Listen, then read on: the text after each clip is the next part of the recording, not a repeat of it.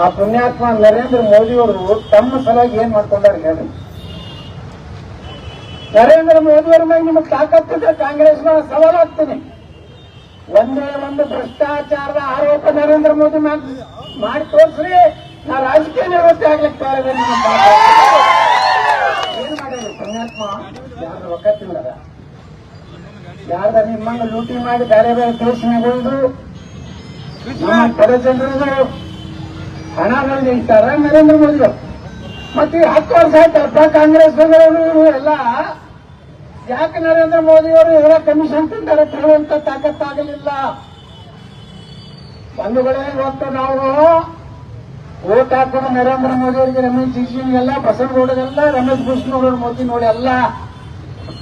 ನಮ್ಮ ಮನೆ ನಾವು ಉಳಿಸಬೇಕಾಗಿದೆ, ನಮ್ಮ ದೇಶ ಉಳಿಸಬೇಕಾಗಿದೆ.